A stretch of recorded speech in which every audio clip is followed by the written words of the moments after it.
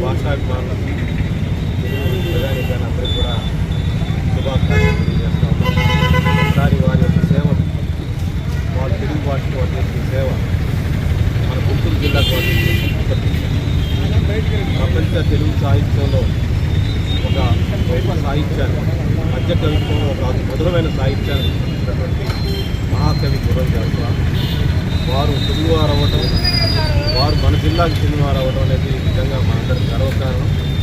వారి వర్ధంతి సందర్భంగా వారి సాహిత్యాన్ని మనం వారి సేవలను గుర్తించుకుని తెలుగు సమాజం ఎలా మారాలి, భారతదేశం ఎలా మారాలి, భరతమాత కోసం పరితపించినటువంటి మహాకవి గుర్రం జాషువా.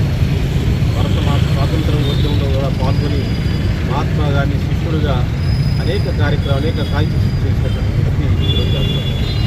మరి ఆయన పల్నాడు ప్రాంతంలో, గుంటూరు, వినుకొండ ఈ ప్రాంతాల గురించి అద్భుతమైన సాహిత్యం సృష్టించాడు. తెలుగు పలుకులు పలికించాడు. తెలుగు భాషకి గుడికట్టాడు ఆయన.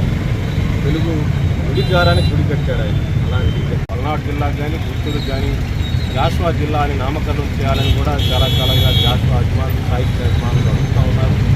దాన్ని ప్రభుత్వం సానుకూలంగా నిర్ణయం తీసుకోవాలని చెప్పి కూడా ముఖ్యమంత్రి చంద్రబాబు నాయుడు ఎందుకంటే అలాంటి గొప్ప కవిని, తెలుగు వారందరికీ ఒక గౌరవాన్ని తెచ్చినటువంటి మహాకవిని గౌరవించడం ద్వారా మనందరినీ గౌరవించిన దాన్ని గత ప్రభుత్వం విస్మరించింది.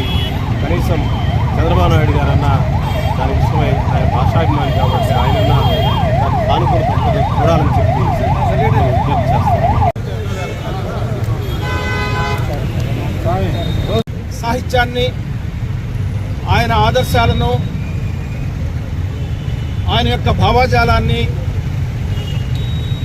సమసమాజ నిర్మాణ స్థాపనే ధ్యేయంగా జరిగినటువంటి ఆయన రచనల్ని విస్తృతంగా ప్రచారం చేయడానికి, ప్రజల్లోకి తీసుకెళ్ళడానికి కాంగ్రెస్ పార్టీ ఆనాడు ఉమ్మడి రాష్ట్రంలో అధికారంలో ఉన్నప్పుడు, కిరణ్ కుమార్ రెడ్డి గారు ముఖ్యమంత్రిగా ఉన్నప్పుడు జాషువా గారి పేరు మీద ఒక కళాపీఠాన్ని ఏర్పాటు చేయడం జరిగింది.